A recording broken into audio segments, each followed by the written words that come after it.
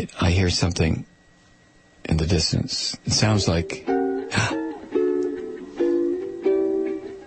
It is a ukulele? It's time once again for A Moment with Bob. Brought to you by your friends at Offshore Drilling. Tonight's Moment with Bob is entitled Designed to Fail. Hey, Mike. Trayvon Martin was killed last month for the same reason Eugene Williams died 93 years ago in Chicago. A white man decided Eugene Williams was where a black man shouldn't be, so he killed him. The white man was tried for Williams' death and acquitted. Trayvon Martin died because the United States of America is still one evil son of a bitchin' country to live in if you're not white. There are about a dozen Holocaust museums in the United States. The largest is the United States Holocaust Memorial Museum in Washington, D.C. It is dedicated to, quote, helping leaders and citizens of the world confront hatred, prevent genocide, promote human dignity, and strengthen democracy, end quote. The most visited exhibit at this museum is made up of more than 900 artifacts, 70 video monitors, and 4 theaters showing historic film footage and eyewitness testimonies. Nazi Germany was one evil son of a bitchin' country to live in if you were Jewish. 9,000 miles from the United States Holocaust Memorial Museum is the American War Atrocities Museum in Ho Chi Minh City, Vietnam. This museum comprises a series of 8 themed rooms in several buildings. Exhibits include graphic photographs covering the effects of Agent Orange and other chemical defoliant sprays, the use of napalm and phosphorus bombs, and atrocities such as the My Lai massacre. Civilian casualties of the Vietnam War were 2 million in the north and 2 million in the south. Vietnamese military casualties were 1.1 million killed, 600,000 wounded, and 300,000 missing in action. According to the CIA's own figures, the illegal invasion and bombing of Cambodia took another 600,000 lives.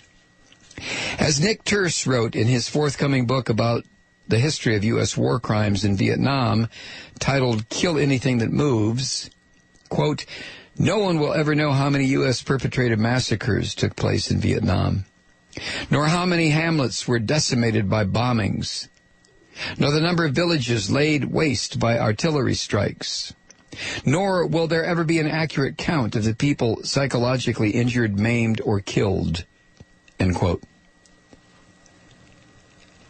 Here is just one horrific footnote in a hidden history of the Vietnam War. 18 U.S. soldiers from the elite volunteer 45-man Tiger Force unit of the U.S. Army's 101st Airborne Division committed war crimes ranging from torture, rape, mutilation of bodies, and murdering over 100 unarmed civilians.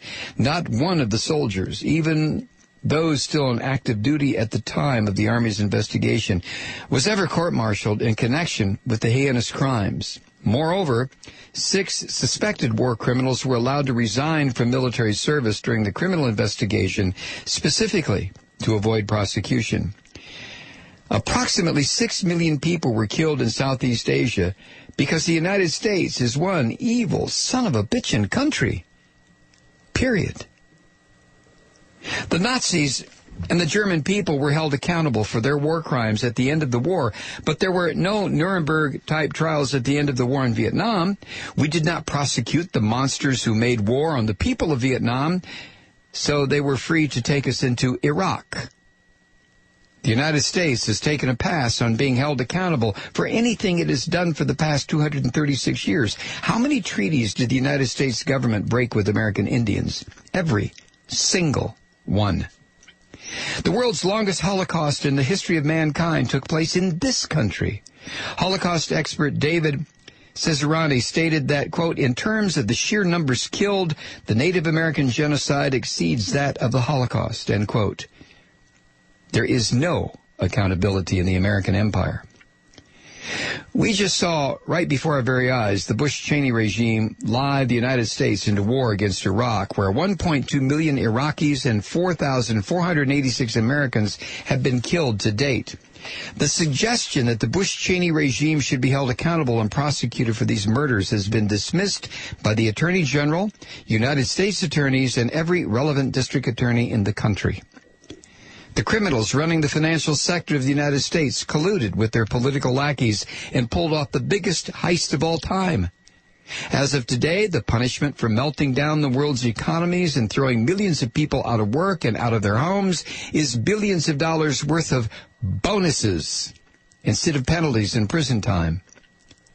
The political system regularly serves up a choice of two slightly different flavors of capitalism. Each candidate is dedicated to moving the fascistic agenda forward and is in complete agreement that any real accountability is to be avoided at all costs.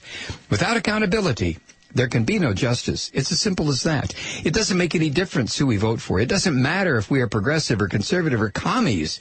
If there is no accountability built into the system, tweaking this or adjusting that is completely useless. It doesn't work. It can't possibly work. Without accountability, the system is designed to fail. There will be more Trayvon Martins murdered. There will be more illegal invasions and wars. There will be more financial devastation gutting our future until we hold the racists, the warmongers, and the robber barons accountable for their crimes. A possible solution to all this was written 236 years ago. Quote, we hold these truths to be self-evident, that all men are created equal, that they are endowed by their Creator with certain unalienable rights, that among these are life, liberty, and the pursuit of happiness, that to secure these rights, governments are instituted among men, deriving their just powers from the consent of the governed. That whenever any form of government becomes destructive of these ends, it is the right of the people to alter or to abolish it, and to institute new government, laying its foundation on such principles and organizing its powers in such form as to them shall seem most likely to affect their safety and happiness. End quote. But if I understand it, if we believe the previous paragraph and act upon it, we'll be breaking laws signed by George W. Bush and Barack Obama. Regards, Bob.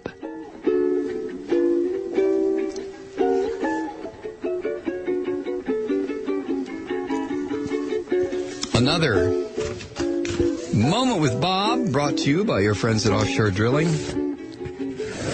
And a new sponsor, Onshore Drilling.